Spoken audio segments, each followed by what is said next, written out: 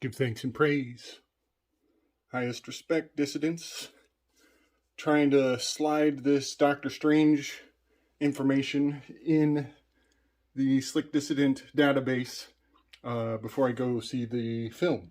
The new Doctor Strange in the Multiverse of Madness. D.S.i.t M.o.M. D.S.i.t M.o.m. D.S.i.t M.o.m. is the acronym that is very slyly put in place in that title. Let's put it up here. Oh, I got graphics. I'll pull up some graphics. D.S.i.t. D.S.i.t. Doctor Strange in the Multiverse of Madness.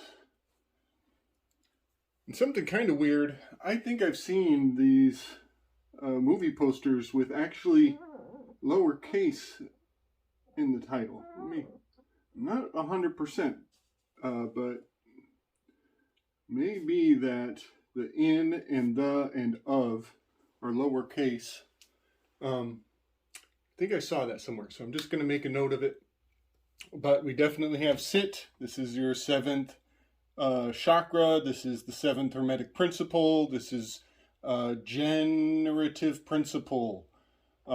This is also the throne. You sit on a throne, a chair, a toilet, whatever.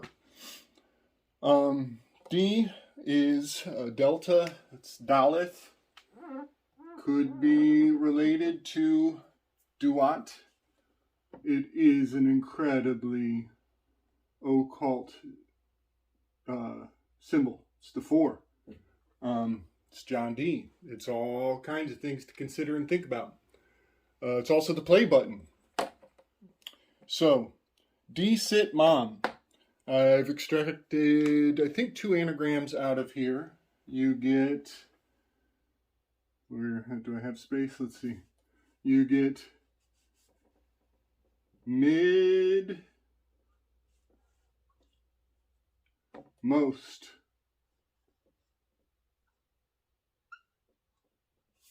M.i.D. M.o.s.t. Mid-most, or most mid. That could be interpreted to relate to the liminal space, the most middle space, the most common ground imaginable is the realm of forms, the unseen world, the place of ideas where all things are born out of. The M, the mind, the first hermetic principle. M is mind. There's another anagram in here. Did I write it down? Of course not. Let's see. The other one is most dim. Most stays the same, and you reverse the middle, that liminal space. You flip it and you get dim. Guess what? It is most dim before the dawn in the liminal space. It says the same thing. No matter what way you cut it, the anagrams for D.S.i.t M.o.m. are speaking of that liminal space, the twilight language that I'm using right now to interpret it. It's telling us that this film was born out of the realm of forms.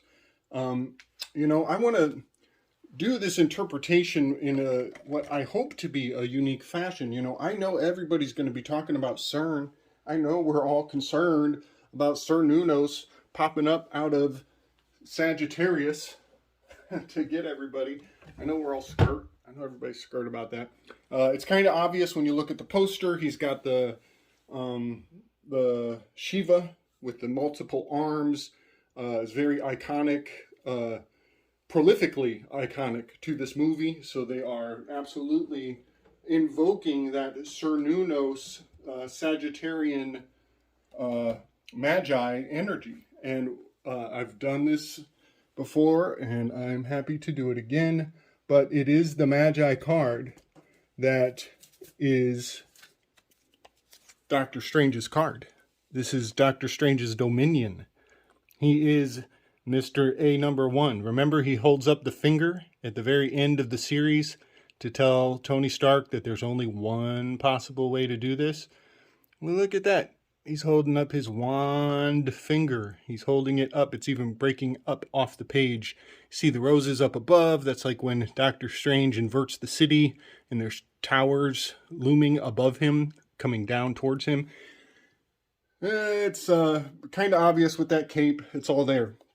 But when people talk about the CERN thing, I just want to point out that is zodiacal. That is zodiacally impeccable. We have a high degree of consistency going on.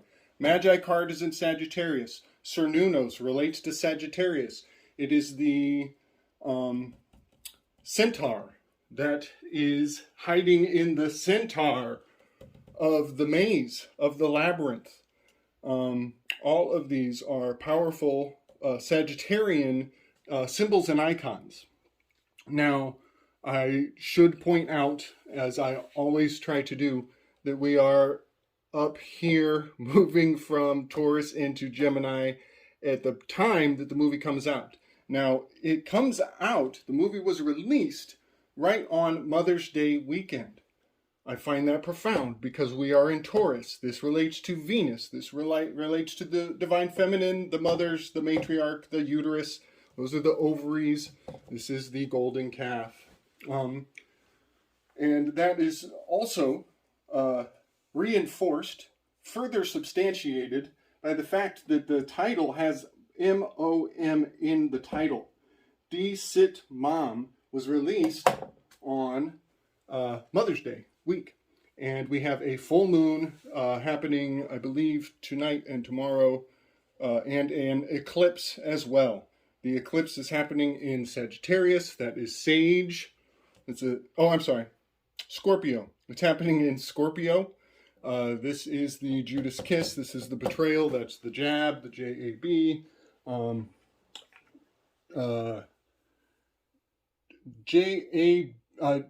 J-B, excuse me, J-B. So you got John the Baptist. That's a 1 and a 2. Judas kiss is actually a 1 and a 2. Also, as it is an initiation. A kiss is an initiation. You're passing through the gates. You're getting close enough. You're being admitted into somebody's sacred space to kiss them. So kisses are initiation. J is a 1. K is 11, reduces to a 2. So you got a 1 and a 2. Judas kiss is another Joachim and Boaz. So we're transiting as this movie is consumed over time. We're going to transition into Gemini, and we're heading to the pinnacle. We're heading to that top of the Analima, to the high place on the mountain. We are on the top of the 2 bowls. So it is going to be very important that the mother figure in the movie is about to get messed with. She's about to get messed with. I am not looking forward to what they do to Wanda. And her helmet, very much relating to this Taurus in a major way. So I would say Wanda absolutely relates to the Taurus, the Mother's Day, the M.o.M that's being implied here. I think they're going to fuck with their kids in the film somehow. Probably it's going to be horrible. Probably put them in some sort of camp with injections. Who knows? Who knows? But I just want to point out that there is that 180-degree propinquity principle in play as we are launching across the bridge, as we are bridging that seasonal sweet spot, this sacred center line, the midmost. This is the midmost. It's the middle of all important dates. It creates, this could be a seraphim. I've been thinking about that. 1, 2, 3, 4, 5, 6 wings. There are 6 sacred dates on the Analima, and I've been thinking of it more and more as encoding the seraphim in a major way. And I know some people are ready for that and some aren't, but it's pretty profound. And I hope a lot of people know what I'm getting at with this. I don't think I was very thorough when I put that out there. That's a salt, mercury, and sulfur symbol. But there's more than just that going on there. That's a fun one. So M.o.S.t, we are going across that middle point, that bridge, this sacred center of the Analima. We're going to cross this in maybe a month and change. So as Taurus goes into Gemini, the moon cycles will be relating at that 180 degree down in opposition, and we will be shifting from Scorpio, who is probably going to be, Scorpio is probably going to be embodied by Dr. Evil Strange. Dr. Strange's dark nemesis self is probably going to be, or maybe Capricorn. Are there going to be 3 Dr. Stranges?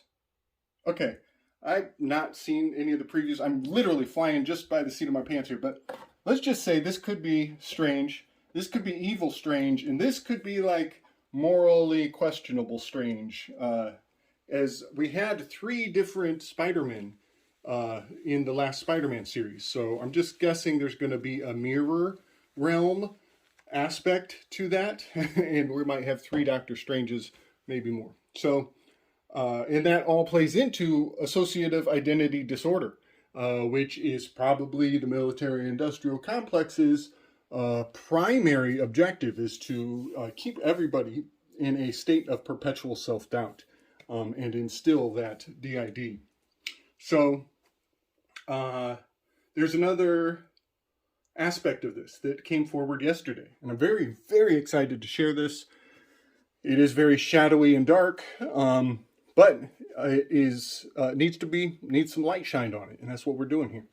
So Doctor Strange, turns out I found an anagram in the word strange. No, I didn't. No, it's not an anagram. I did the gematria, or gematria, whichever you prefer, on the word strange. It is identical to the word shortage. Shortage. So the title of the movie is Dr. Shortage. Think of this. Now, I don't just go willy-nilly with gematria. I do have discernment in my use of gematria, and I've never done a full gematria episode. I should. I really should. It would be helpful, because when I hear gematria, I like more and more details on the ciphers. There's so much depending on the ciphers. It's like if you ask a lawyer for advice, the answer is always it depends. So the same thing with the gematria. If you're going to talk about gematria, the ciphers really matter. And the only reason I bring this forward is not because it's highly meaningful in our current political climate, and has been since Doctor Strange existed, but I bring this forward because it had a identical reduction value in over a dozen ciphers. I think it was 15 or so. And it even lined up in the reverse prime cipher, that the word shortage and the word strange were identical. So I'll bring that forward. You can pause it and you can see I've tried to color code with little polka dots all of the ciphers that reduce to the exact same amounts. So you will see as you go through 15 different ciphers, you'll see that strange and shortage are the same frickin' word. So we're dealing with magi, we're dealing with magic, we're dealing with an archetype of Aleister Crowley with Doctor Strange. And his name has always whispered in our subunconscious mind, shortage. This is not only a supply and demand manufactured scarcity spell, this is a castration spell as well. And when I say castration anymore, I'm not talking about about just men. I'm talking about humanity. They castrated us from the placenta, from the natural realm, in every aspect, in every way, and that's what we're here to fight against. So, I find it quite profound that the name Doctor Strange, that people have been saying more and more and more, whispering to each other very quietly over the however long Marvel Comics has been around. They've been whispering to each other. Shortage, doctor shortage. There's a shortage of doctors. Is the shortage doctored? Is it manufactured scarcity? Is that what that really means? Because supply and demand is completely managed, always has, always will. And it's not a population issue, it's a management issue. So I would just point all of that out, that Doctor Strange is completely a Tavistock construct, has been since the beginning. And every time you say that word, you're whispering to your fellow man and to yourself. Shortage. On Mother's Day weekend, we had a breast milk baby formula shortage. There's a diesel fuel shortage on the horizon, looming on the horizon. So I just thought I'd put those all out, Doctor Strange with his Shiva arms, his mini armed figure is like a spider weaving, looming, and the word shortage is in bright neon colors above his head. There is a shortage looming. There is a manufactured, doctored shortage about to happen. So I just want to point that out, that Tavistock is completely and utterly up to their same old tricks. And they are doing it on a certain frequency that I don't think everybody sees. We see that Cernunnos, we see that Shiva, fearful, rageful war god iconography, but deep down on a level people don't even know they're consuming. They've been whispering that word shortage to each other. Very profound. I'll just kind of leave that for you guys to think. I'm still absorbing it. Its significance is, it's wild. Yeah. The key to any good spell is getting enough participants to give it energy. And just think of how much that concept amplifies the whisper of the word shortage to one another every time you say Doctor Strange. Quite amazing to me. It's quite amazing to me.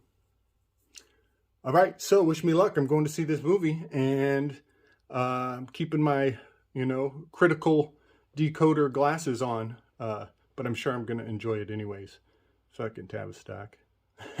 Tavila stock. Baptism of the chattel stock. All right.